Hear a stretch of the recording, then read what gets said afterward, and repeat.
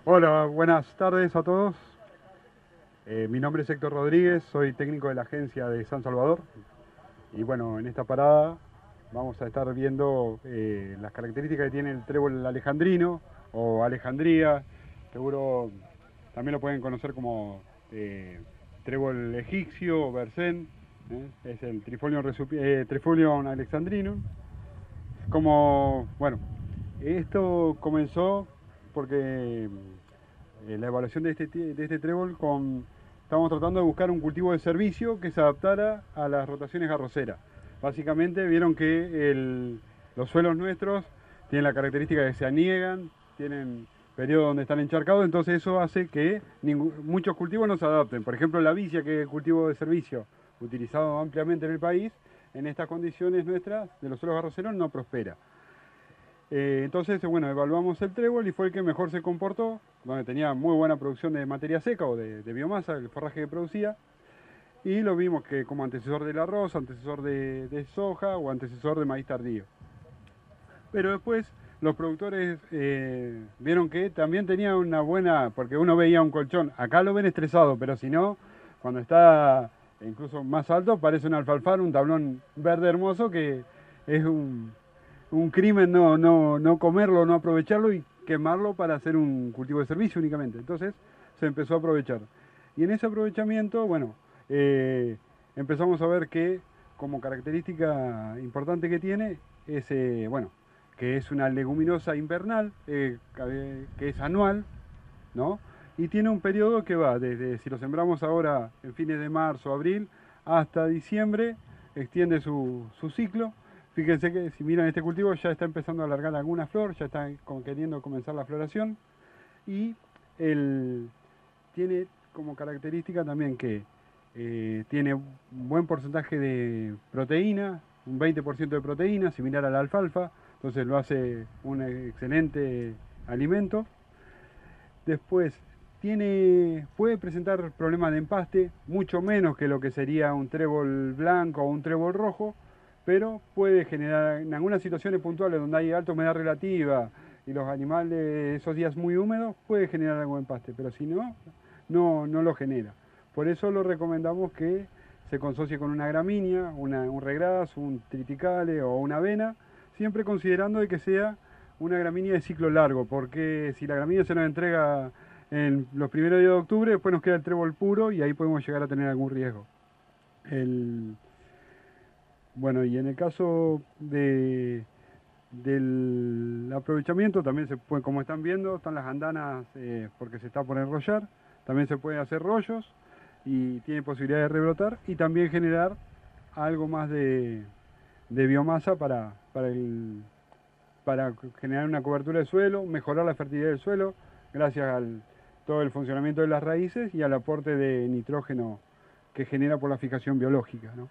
Eh, bueno, como otra característica que tiene esta especie es que es, eh, es- tenemos una buena disponibilidad de semilla, o sea que uno puede cerrar algún pedazo, algún sector del lote, generar semilla para, eh, para poder guardarse semilla para el año siguiente, porque tiene una producción de por encima de los 400 kilos de semilla, o sea que es muy bueno.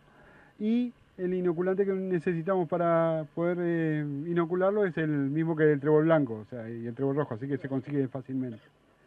Después, algo que estuvimos evaluando en la estación experimental, tenemos un módulo donde estamos evaluando el comportamiento del trébol, que está bajo pastoreo. En la hojita que se les entregó hay un gráfico que muestra cómo fue la evolución de la producción de materia seca, donde empezamos con una oferta de 2.200 kilos, a los 15 días ya teníamos una oferta de 4.000 kilos y la siguiente, a los siguientes 10 días, disculpen, 14 días, teníamos otra oferta de 6.200 kilos ¿m? Del trébol. Y ahí están 100 terneras pastoreando, que entraron con un peso de 206 kilos y tuvieron una ganancia de peso de 1,1 kg únicamente con el trébol. El trébol y el triticale en realidad, pero la oferta del triticale fue muy baja. Eh, Así que bueno, eso nos sorprendió. Esperábamos tener alguna ganancia cercana al kilo, pero no que superara el kilo. Eh, Fue sembrado en mayo Y bueno, están... ¿Tiene rollo sí. ahí o no? No, no, nada. Sin rollo. Sin rollo, está únicamente con el trébol. Y bueno, y acá, Víctor, vos podés contar un poquito qué característica tiene este trébol. Acá está sembrado en línea, ¿no? En línea seguramente 10 kilos han usado, o 12 kilos. Claro, cuando se siembra en línea se pueden utilizar unos 10 kilos de semilla. Cuando lo hacemos al voleo, por ahí recomendamos tirar entre 15 y 20 kilos, ¿no? Para asegurarnos una buena cobertura. Y, y en el caso del regras, tirar unos 10 kilos de semilla, o si es avena o triticale, unos 40 kilos, 50 kilos. Y lo otro importante es la fertilización fosforada. Si lo fertilizamos con fósforo, tenemos una respuesta a la producción de forraje. ¿Alguna pregunta? ¿Cómo? Bueno, está bien, importante. Bueno, en el caso de fósforo, bueno, depende mucho del requerimiento que uno tenga, ¿no? Si uno tira un monomónico va a estar aportando mayor cantidad de kilos de fósforo que si tirara 100 kilos de otro fertilizante que tengan menos concentración. Acá en la experiencia también tenemos aplicaciones con cama de pollo de muy buena respuesta al agregado de la cama de pollo. Una preguntita. Vos dijiste que tenía un problema podía tener problema en paste después cuando quedara solo, si estaba consociada con otra. Y en ese caso, al igual que la alfalfa, así cuando está en floración, produce paste también, porque la alfalfa con floración total casi no produce paste. La verdad que si te dijera te estaría mintiendo. No, No lo sé. esa pregunta se la puedo contestar. Prácticamente no ha empastado casi nunca, solamente en el rebrote. En el rebrote chico, empasta. Ahí es recomendable, si está puro, no echarle. En este estadio ya no empasta. Y en este estadio así de marchito y medio ahí, no empasta. Como estaba antes de cortarlo, que vos lo estirabas y estaba así, o se pueden ver las plantas altas, tampoco empasta. Acá, ya tiene una comida a fondo, quedó más comido prácticamente igual que acá, en planta, y no tuvimos ningún empaste. Del alambradito donde termina el corte para allá, se nos murió una el otro día empastada, que había cortado el lote ese para arrollar, y bueno, como era medio invierno y todavía no seca, porque no seca la gavilla, el canuto es muy grueso, no es tan fácil de hacer rollo si no es en esta época sí, pero dice, bueno, vamos a echarle las vacas que coman la gavilla, y ya estaba rebrotado. Y ahí se hincharon y ya murió una y ya la pincharon y todo y no la salvaron, pero no es de empastar normalmente. Nosotros el año pasado teníamos en aquel lote allá arriba y te daba arriba de la rodilla y andaban las vacas haciendo parcelas. De acuerdo al estadio, porque la alfalfa de mayor floración, por ejemplo, En floración no empasta, seguro.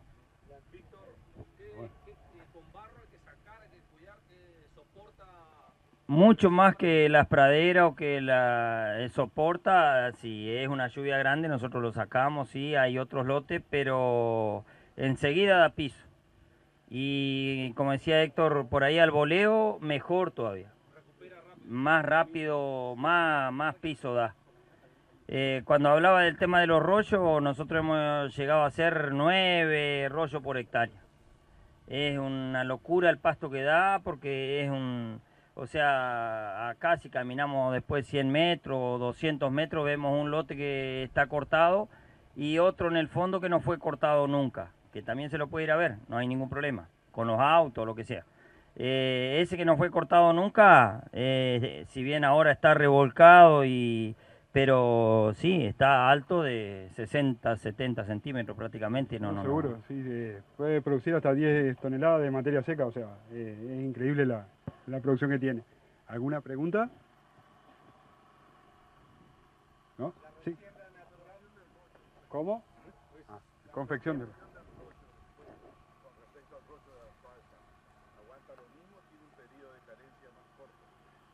No.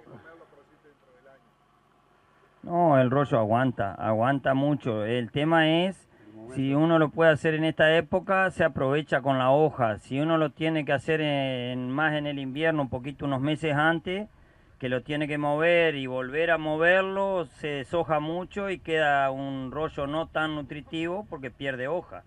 Pero el aguante, nosotros tenemos rollos ahí que hicimos allá arriba y está en perfectas condiciones, ¿no?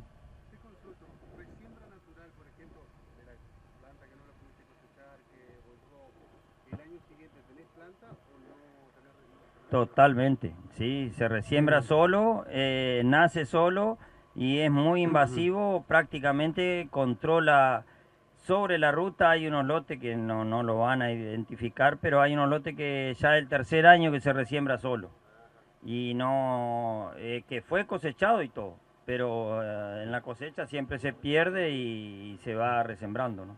Sí, sí. Sí, tolera muy bien el encharcamiento. Tuvo 4, ahí en La Paz lo probamos, tuvo 4 días con lámina de agua, 40 centímetros de agua. Pasado el periodo ese que bajó el agua, se resumió y el trébol prosperó sin problema. Bueno, Walter... En ese caso es más, más fácil de implantarlo en la rosera, porque nosotros nos queda, por ahí en la rosera siempre quedan taipas con agua y se echaban a perder otra semilla y esta, después que se va el agua, nace. Es más fácil de implantarlo en la rosera, que lo sembramos con el dron. Ahora le va a explicar Walter también. Lo sembramos con el dron con barro y nace. Y le llueve arriba y nace. Pero nosotros lo vemos como una muy buena opción de pastoreo. Y bueno, y después el año pasado hicimos arroz sobre, como decía, que es muy buen antecesor. Hicimos arroz sobre el trébol alejandrino y sí, no sé, de cuenta que nunca habíamos tenido un arroz tan vicioso como es algo que genera, no sé, eso no lo explicaste, Héctor, pero genera nitrógeno en el suelo, ¿no? Bueno, Walter, ahora te tocó a vos. Bueno, ante todo, muchas gracias, Víctor, por la invitación. Bueno, a todos por acercarse a conocer. En nuestro caso nos toca contarle un poco qué es lo que viene a ser la tecnología del dron en la ganadería.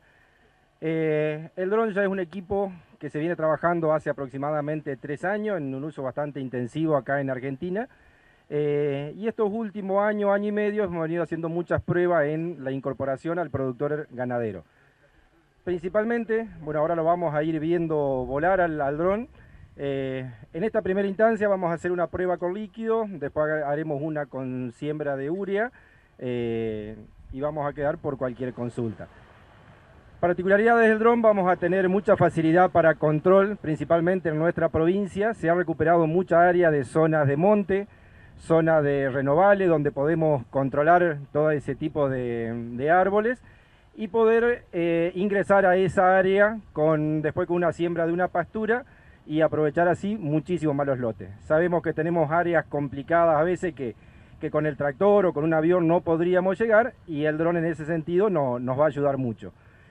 El dron, lo van a ver ahora, por ejemplo, está haciendo una aplicación de líquido en un caudal aproximadamente de 10 litros por hectárea a una velocidad de 60-65 kilómetros de trabajo. Podemos utilizarlo tanto sea para pulverización de pastura, control de algún fungicida, algún insecticida que tengamos que hacer en nuestros cultivos. ¿Qué nos va a permitir esto? Muchas veces ingresar al lote sin producir daños de pisoteo, poder ingresar en momentos en los que quizás el suelo no está óptimo porque tuvimos una lluvia, o como decía Víctor recién, incluso hasta incorporar algo de siembra. El dron que está en estático en este momento es el que tiene puesto el tanque de sólido. Con eso nosotros podemos aplicar desde algún lotus, una alfalfa, sembrar algún raigras, una avena, sin ningún tipo de problema. Los drones hoy en día, más que todo, se van a basar mucho por precisión. Este equipo es de origen chino, la marca es SAC. Nosotros somos representantes acá en Entre Ríos y Corrientes de la marca. ¿Por qué elegimos esta marca? Principalmente por cómo trabaja el equipo en cuanto a autonomía, un equipo que está netamente asociado a nuestro uso agrícola, un dron que puede terminar el día, hacer sus aplicaciones, lavarlo tranquilamente con agua, con una hidrolavadora, es muy fácil mantenimiento. Y eso nos va a permitir así que sea el equipo más duradero. Vamos a trabajar con precisión, es fundamental, porque como le dije hoy, en la ganadería lo vamos a trabajar mucho sobre monte. En montes renovables lo que se recomienda son aplicaciones de 30 litros por hectárea aproximadamente, tamaños de gota un poco más grande y velocidades más bajas. En el control de renovables vamos a estar volando a una velocidad no mayor a 18 kilómetros por hora, cosa de darle tiempo a la turbulencia del dron a poder llegar a muchas veces plantas que vamos a tener debajo de árboles grandes. Puede ser el caso alguna chilca o algo de eso, o renovables más chicos que vengan por debajo. En ese sentido tenemos muchas pruebas para el que quiera después, para compartirle experiencias que hemos hecho dentro de la provincia con este tipo de aplicaciones.